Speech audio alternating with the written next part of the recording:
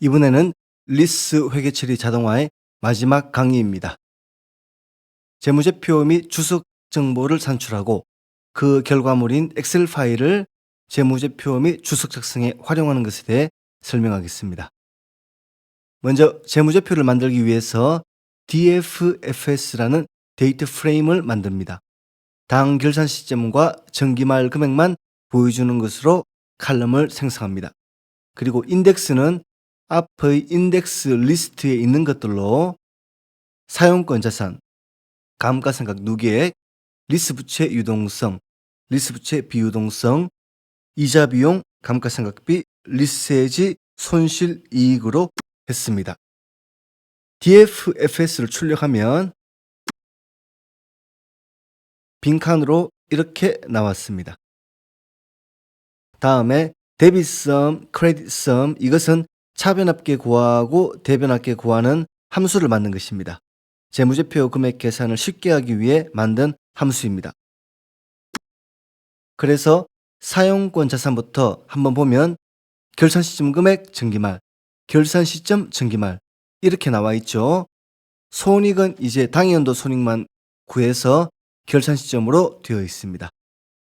계정 과목이 차변, 대변이냐에 따라서 차변 빼기 대변 혹은 대변 빼기 차변으로 해서 만들었습니다. DFFS를 출력하면 이렇게 나옵니다. 사용권 자산이 작년 금액과 같습니다. 감가상각 누계액은 작년보다 증가했고 리스부채 유동성은 비슷한데 약간 다르네요. 이것은 현재 가치 계산 시 1할 계산을 했기 때문에 날짜 차이로 약간 다른 것입니다. 다음의 리스부채 비유동성 부분은 금액이 많이 줄었습니다. 그 다음에 단기에 인식할 이자 비용과 감가상각비 금액이 나왔습니다. 그 다음에 있는 코드는 여러분들이 업무하실 때는 결국 엑셀 파일이 있어야 재무제표 및 주석 산출이 쉽기 때문에 지금까지의 결과물을 모두 엑셀 파일로 정리하는 코드입니다. 여기에 코드들이 있는데 이 부분은 결과물 엑셀 파일을 보고 설명드리겠습니다. 코드 실행을 합니다. 그러면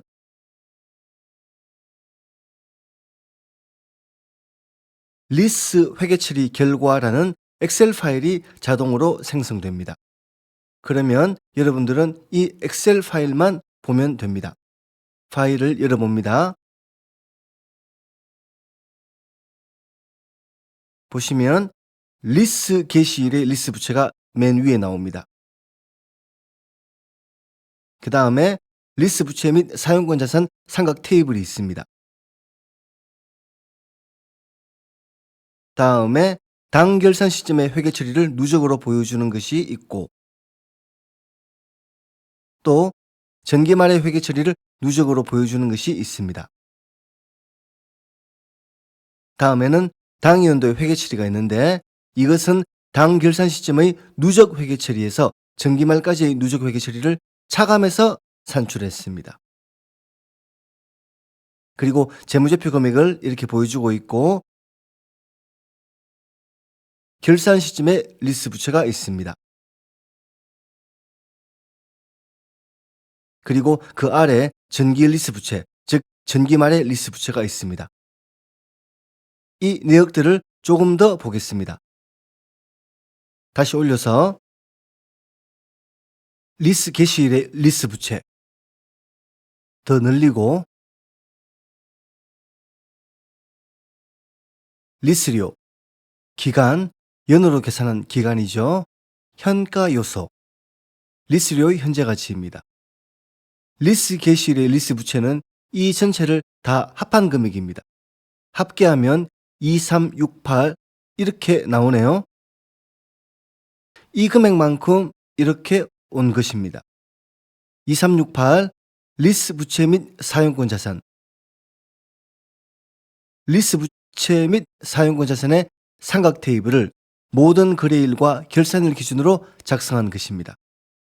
여기에 리스 부채가 먼저 산출되었고 다음에 지급액, 다음에 이자 비용이 있습니다. 그리고 사용권 자산의 취득원과 다음에 감가상각비, 감가상각 누계액, 순장부 금액이 있습니다.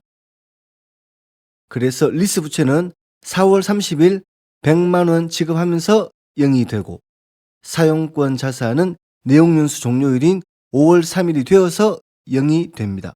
이 테이블로 회계 처리해도 될 것입니다.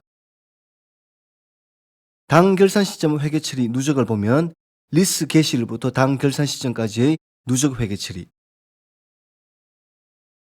이것은 리스 개시일부터 직전연도 말까지 누적 회계 처리입니다. 여기서 이걸 차감하면 당해 연도에 할 회계 처리가 나오겠죠. 이렇게 산출하는 것이 이 부분입니다. 당해 회계 처리에서는 이 부분은 할 필요가 없죠. 이 부분은 리스 개시일에 하는 회계 처리입니다. 당해 연도 리스 이자 비용 인식하고 리스료 지급한 것 인식하고 리스 부채 감소시키는데 일단 유동성으로 처리했습니다. 사용권 자산 감가상각을 하고 리스 부채의 유동성, 비유동성 금액을 맞추기 위한 회계 처리입니다.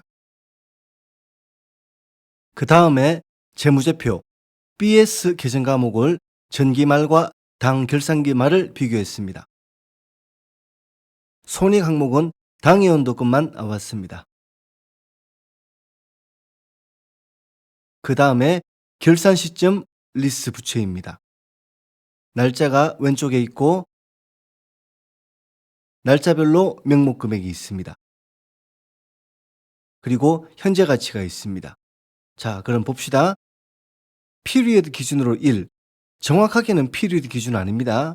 왜냐하면 윤년 등으로 해서 피리어드 1을 기준으로 하는 것은 부정확할 수 있고 정확하게는 이 날짜를 보고 판단합니다. 결산일로부터 1년 안에 있는 것들 여기까지가 유동에 해당합니다. 이것이 유동부채에 해당하는 부분입니다. 현재 가치로 계산한 것이고 이것이 명목가치입니다. 다음 뒷부분을 보면 뒷부분이 비유동입니다. 비유동 현재가치, 비유동 명목가치가 됩니다. 이 테이블을 가지고 유동성, 비유동성의 명목가치, 현재가치, 그리고 리스 부채의 만기 정보를 산출할 수 있게 됩니다. 이것을 결산 시점뿐만 아니라 직전연도 말에도 수행했습니다.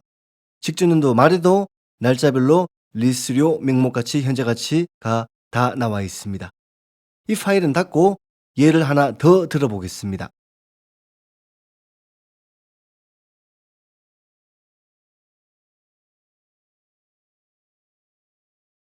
인풋 정보에서 6월 30일 결산 시점인데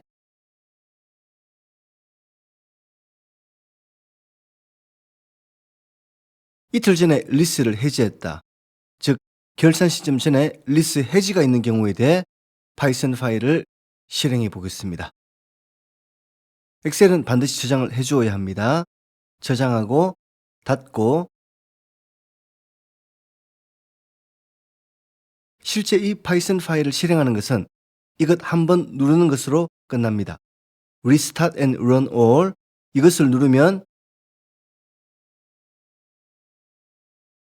28번 마지막 코드까지 실행이 되었습니다. 리스 회계처리 결과 엑셀 파일을 열어봅시다. 파일을 열고 리스 회계처리 결과를 보면 리스 게시일의 회계처리는 앞의 경우와 같습니다. 그 다음에 리스 부채 사용권 자산 상각이 해지일까지만 반영됩니다. 해지 이후에는 더 이상 회계처리가 없습니다. 회계처리에서 이번에 추가된 것은 사용권 자산이 제거되고 리스 부채도 제거되고 감가상각 누계액도 제거되고 해지 이익이 인식된 것입니다. 그리고 전기 말은 같습니다. 당연도 회계처리, 이자 비용 인식하고 감가상각, 즉 해지일까지 이자 비용 감가상각비 인식하고 해지 회계처리를 합니다. 그리고 재무제표 항목도 나옵니다. 그 다음 리스 부채 정보는 여기 나오는데 이것은 제거되기 직전의 금액을 보여주는 것이기 때문에 이 부분은 사용할 일이 없습니다. 이렇게 이해하시고 파일을 사용하면 되겠습니다. 자, 강의는 여기까지였습니다. 수고하셨습니다.